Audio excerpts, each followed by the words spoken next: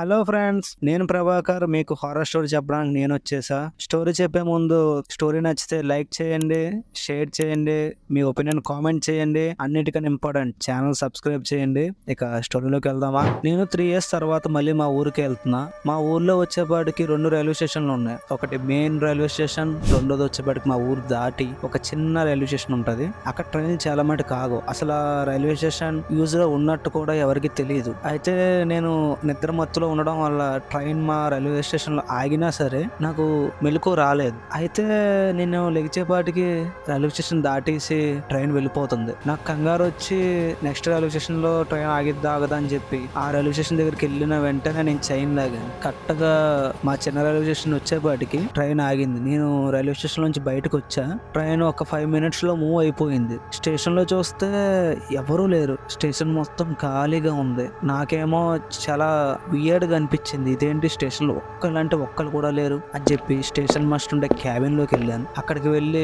అండి, నేను పలానా ఊరు వెళ్ళాలి, ఆ స్టేషన్ లో ట్రైన్ మిస్ అయితే ఇక్కడ ఆగాను. ఇప్పుడు ఏదైనా బస్ కానీ ఆటోస్ కానీ ఏమైనా దొరుకుతాయా, ఎంత దూరం వెళ్ళాలండి అని చెప్పి ఆ స్టేషన్ మాస్టర్ని అడిగితే, ఈ టైంలో ఏముంటాయి బాబు, ఇక్కడ నుంచి బయటకు వెళ్తే నీకు మెయిన్ రోడ్ కనిపిస్తుంది. అక్కడ నుంచి స్ట్రైట్ గా ఒక 4 kilometers వెళ్తే అక్కడ ఒక చిన్న ఊరు వస్తుంది. అక్కడ నుంచి నీకు బస్సులు కానీ అన్ని ఉంటాయి. ఈ రైల్వే స్టేషన్ కి ఎవరు రారు, నువ్వేం వచ్చావు, సరే అలా వెళ్ళు, బయటికి వెళ్ళి కరెక్ట్ గా 4 kilometers నడువు, నీకు రోడ్డు కనిపిస్తుంది అని చెప్పి స్టేషన్ మాస్టర్ చెప్పారు. అయితే బయటకు వచ్చాను.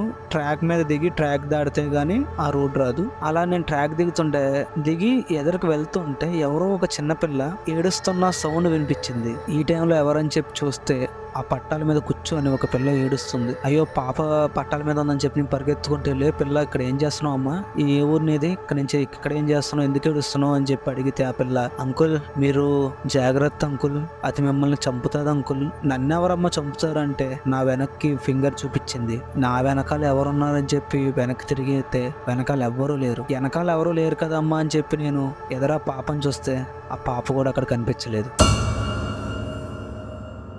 చాలా భయం వేసింది నాకు. ఈ టైంలో నేను రోడ్ క్రాస్ చేసి అక్కడ దాకా ఏం వెళ్తాను, స్టేషన్ మాస్టర్ క్యాబిన్ లో ఉండి మార్నింగ్ వెళ్దాం, ఇంకా ఆల్రెడీ టైం చూస్తే 1:30 దాకా అయింది. ఈ టైంలో ఇక్కడ అవసరమా అని చెప్పి నేను మళ్ళీ స్టేషన్ మాస్టర్ క్యాబిన్ లోకి వెళ్ళా.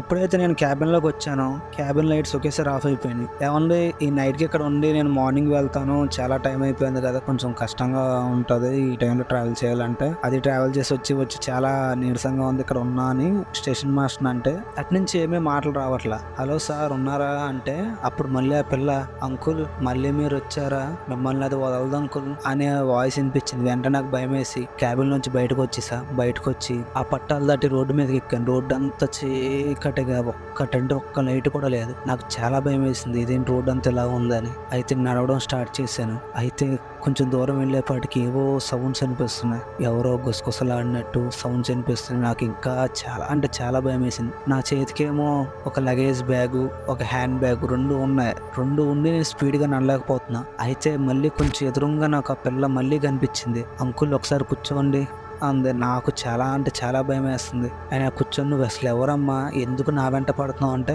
నన్ను అలాగే చంపేసింది అంకుల్, మిమ్మల్ని చంపేదాకా వదలదు అంకుల్, మీ వెనకాలే వస్తుంది అంకుల్ అని చెప్పి అనేపాటి నీ వెనక్కి చూస్తే ఎవరో దూరంగా ఒక ఆవిడ నన్నే చూస్తూ నుంచుంది.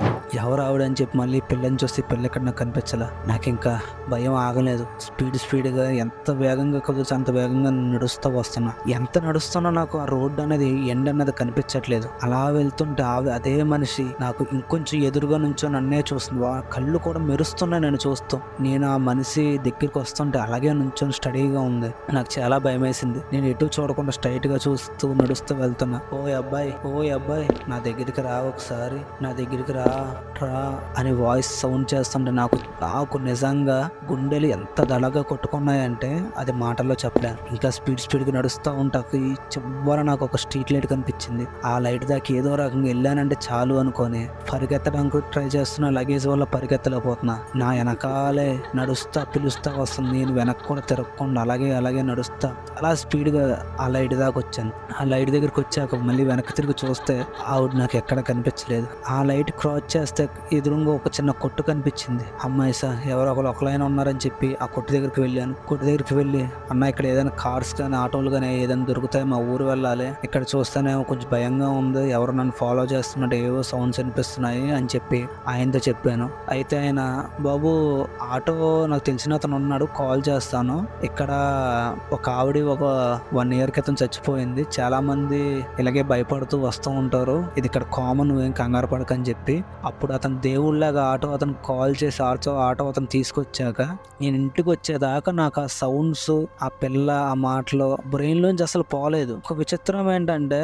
తర్వాత రోజు మా ఫ్రెండ్ చెప్తే నమ్మకపోతే ఆ కొట్టు అతని దగ్గర తీసుకొస్తాకి బైక్ మీద వచ్చాం, అక్కడ కొట్టు లేదు, నన్ను తీసుకొచ్చిన ఆటో అతను ఫోన్ నెంబర్ కూడా నేను తీసుకోవాలా. ఆ రైల్వే స్టేషన్కి నేను వచ్చిన ప్లేస్కి ఒక 1 kilometer కూడా గ్యాప్ లేదు, కానీ నాకు 4 kilometers నడిచిన ఎక్స్పీరియన్స్, ఆ కొట్టు అదంతా అసలు నిజమా కళ, నిజంగా అప్పటికి ఇప్పుడు కూడా అది నా బ్రెయిన్ నుంచి పోలా. ఇదిగా స్టోరీ, ఎలా ఉందో చెప్పి నచ్చితే లైక్ చేయండి, ఇలాంటి స్టోరీస్ కోసం సబ్స్క్రైబ్ చేయండి, స్టోరీ ఎలా అనిపించిందో కామెంట్ చేయండి.